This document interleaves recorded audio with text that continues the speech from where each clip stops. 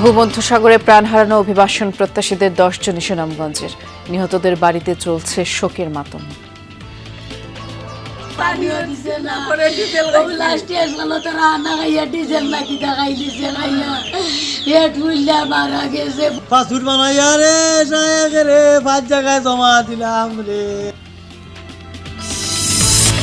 সারা দেশে জ্বালানি তেল নিয়ে হাহাকার। নড়াইলে তেল না পেয়ে ফিলিং স্টেশনের ম্যানেজারকে ট্রাক চাপায় হত্যার অভিযোগ।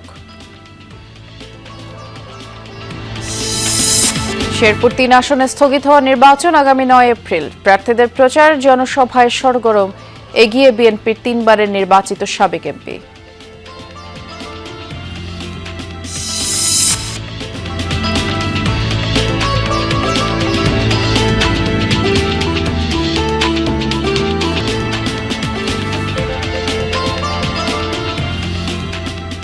সংবাদ শেয়ারদেশে আমন্ত্রণ জানাচ্ছি। নুসরাত বৃষ্টির সাথে আছে। শিরোনামগুলো শুনছিলেন।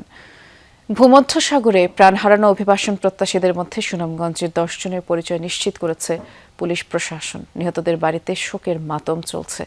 তাদের মধ্যে জগন্নাথপুর উপজেলার 5 জন, দিরাই উপজেলার 4 জন, একজন দোয়ারাবাজার উপজেলার। নিহতদের বাড়িতে স্বজনরা ভিড় করছেন।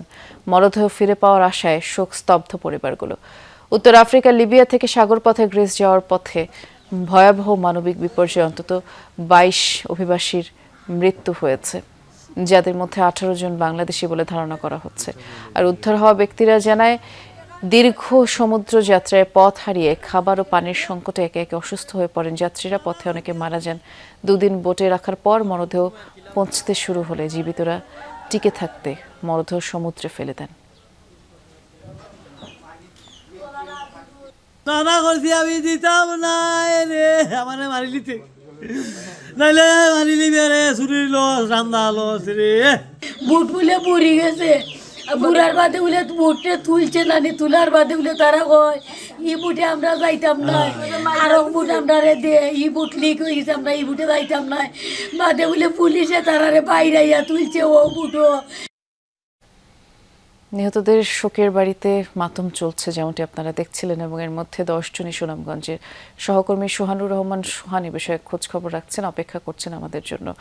সোহান, আমরা যেমনটি দেখলাম যে মরদেহগুলো বোট থেকে ফেলে দেয়া হয়েছে, এবং নিহতের পরিবারগুলো আসলে কি বলছে, কবে কিভাবে তারা বিদেশ পাড়ি দিয়েছিল এবং এই ঘটনা নেপথ্যে কারা আছেন, বিশেষ করে নিশ্চয়ই কোনো দালাল চক্রের মাধ্যমেই তো তারা গিয়েছিলেন।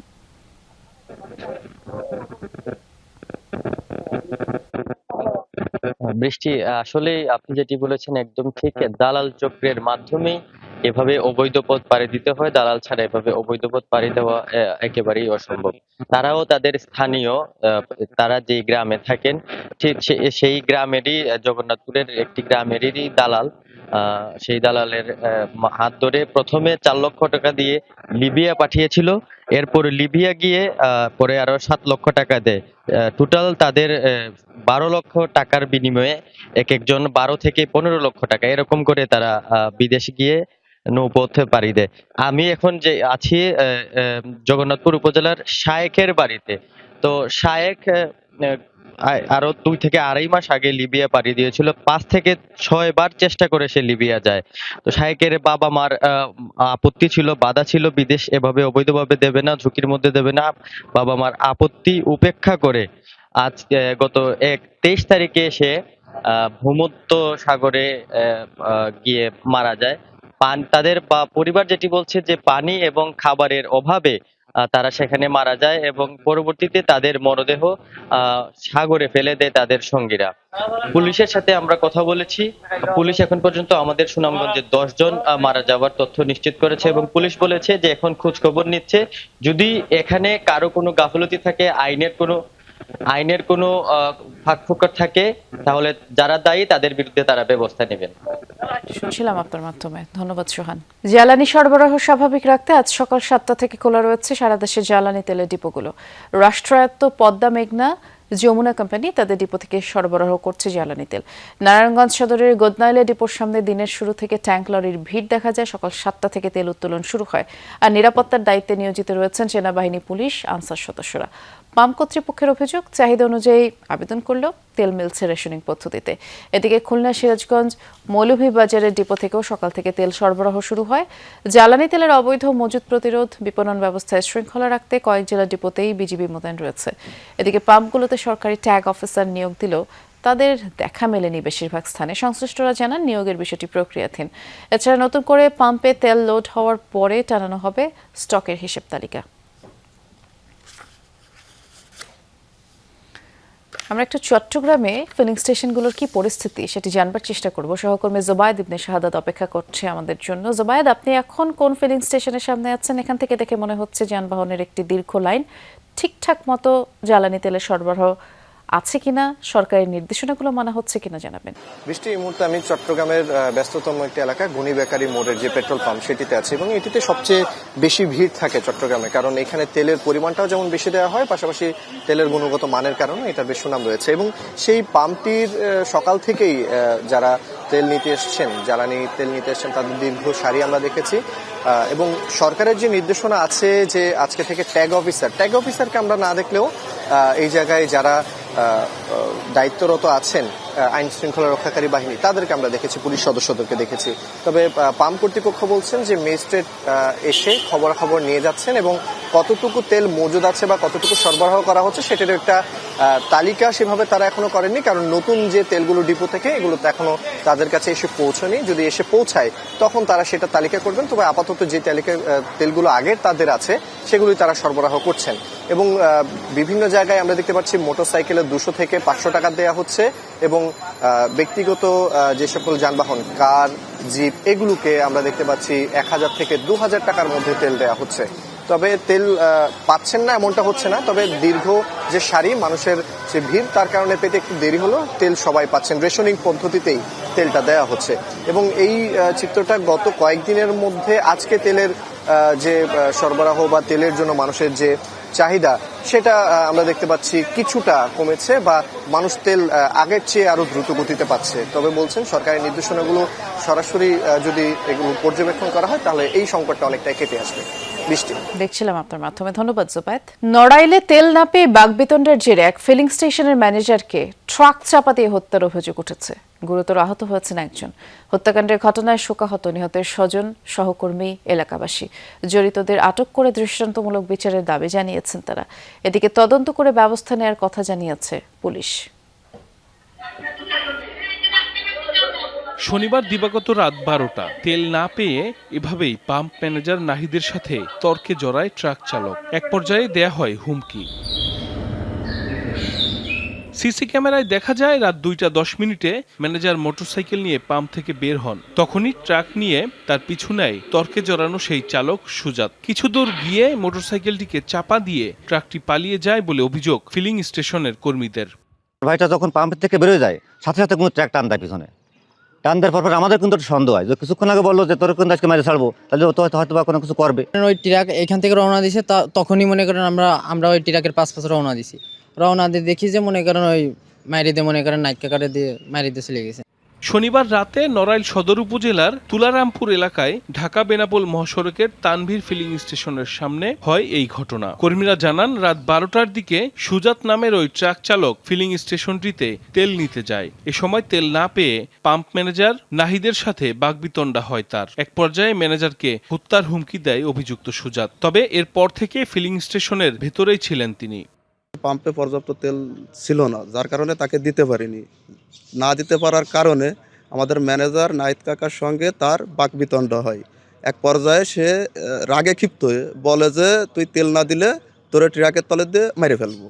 স্বজনরা জানান এলাকার দুটি ফিলিং স্টেশন পরিচালনার দায়িত্বে ছিলেন নাহিদ। তার এমন মৃত্যুতে শোকাহত পরিবার ও এলাকাবাসী। ঘটনায় জড়িতদের দ্রুত আটক করে বিচারের আওতায় আনার দাবি তাদের। এদিকে অভিযুক্ত ট্রাক চালক সুজাত মোল্লার বাড়িও নিহত নাহিদ সর্দারের গ্রাম পেরোলিতে।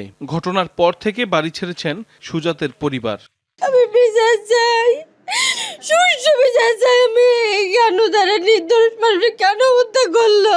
আমার একটা বাচ্চা, আমার আর কেউ নেই বাজান।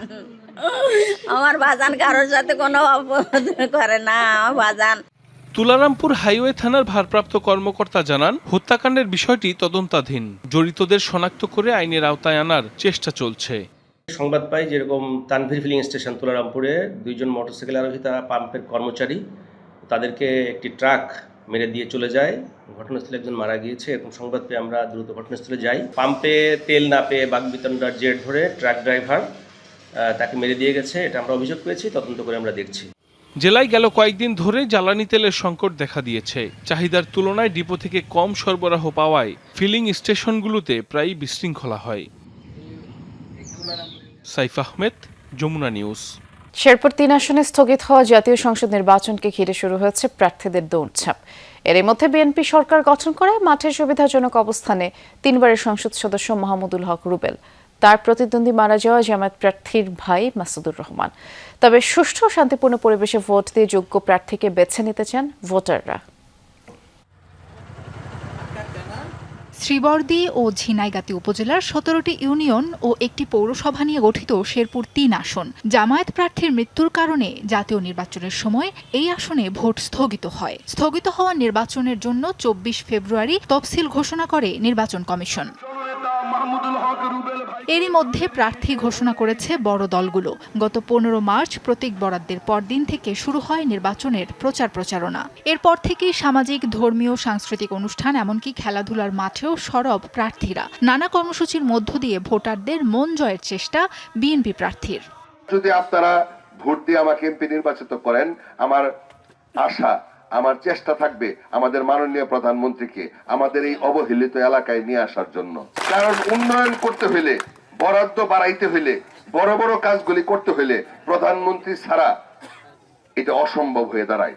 জামায়াতের প্রার্থীর মৃত্যুতে তারই সহোদরকে বেছে নিয়েছে দলটি। প্রার্থী বলছেন, নির্বাচনে ভোটারের পছন্দই মুখ্য। জয়ের ব্যাপারে আশাবাদী তিনি। বাদল ভাইয়ের যে মাঠ ছিল সেই মাঠটা আমি ইনশাল্লাহ ধরে রাখতে পারবো এবং 100% যে জয় হবে এটা আমি পুরোপুরি আশা করি, আল্লাহ যদি রহম করে। এখানে সীমিত সংখ্যক ভোট কেন্দ্র থাকবে, সুতরাং এইখানে কোনো রকম 2 নম্বরই হওয়ার সুযোগ আমি মনে করি না। ভোটাররা বলছেন, অবহেলিত জনগোষ্ঠীর ভাগ্য উন্নয়নে অভিজ্ঞ, সৎ ও যোগ্য নেতৃত্ব চান তারা। ইলেকশনে একজন নিরপেক্ষ প্রার্থী চাই, যে প্রার্থী আমাদের দেশের, আমাদের জেনারেল শ্রীবুদ্ধির উন্নতি করবে, যে ভালো মাঠে কাজ করবে, আমরা তাকে নির্বাচনে জয় করতে চাই। এলাকা উন্নত করবে। আমাদের কিছু জায়গায় এখনো রাস্তাঘাট ভাঙা, কিছু জায়গায় বিদ্যুৎ নেই। আমাদের কর্মসংস্থানের যে মিল, ইন্ডাস্ট্রি এগুলো থাকবে, এগুলো নাই, শুধু পর্যটন কেন্দ্র রয়েছে। ভোট অবাধ ও নিরপেক্ষ করতে কঠোর অবস্থানে ইসি। আচরণবিধি লঙ্ঘন হয়েছে এমন কোনো কার্যক্রম এখানে ঘটে না। নির্বাচন কমিশনের আমাদের সকল প্রক্রিয়া সম্পন্ন আছে। নির্ভয়ে নির্বিঘ্নে তারা ভোটাধিকার প্রয়োগ করতে পারে এবং সেখানে পর্যাপ্ত আইনশৃঙ্খলা বাহিনী নিয়োজিত থাকবে। শেরপুর 3 আসনে ভোটার 4 লাখের কিছু বেশি। ভোট নেওয়া হবে 9 এপ্রিল। তবে এই পর্বে গণভোট হবে না।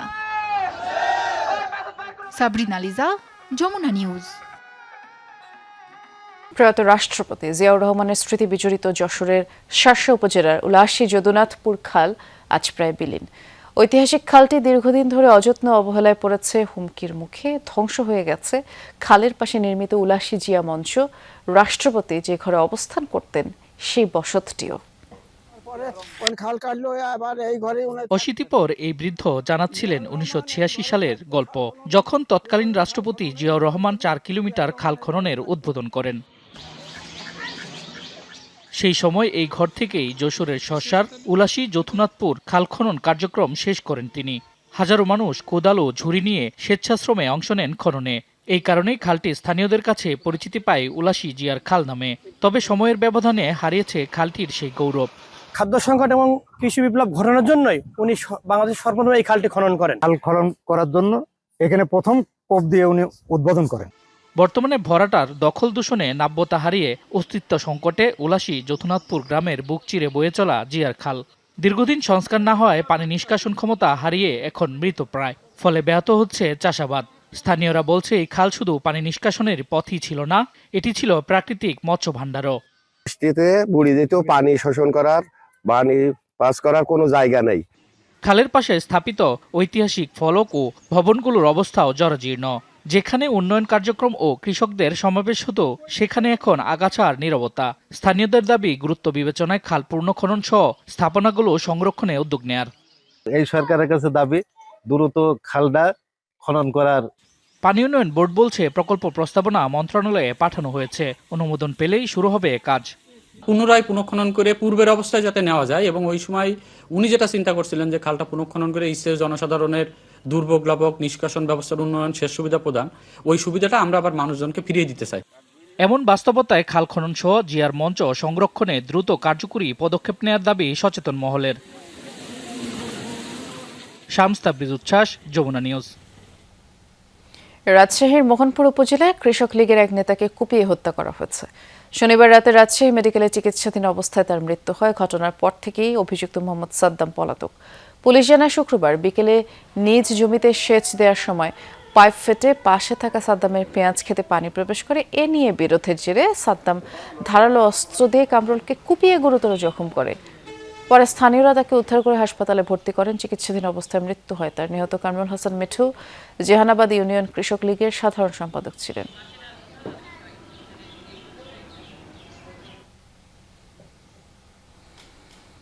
এই ছিল সংবাদ সারা দেশের আয়োজনে। সাথে থাকার জন্য ধন্যবাদ। নিরাপদে থাকবেন।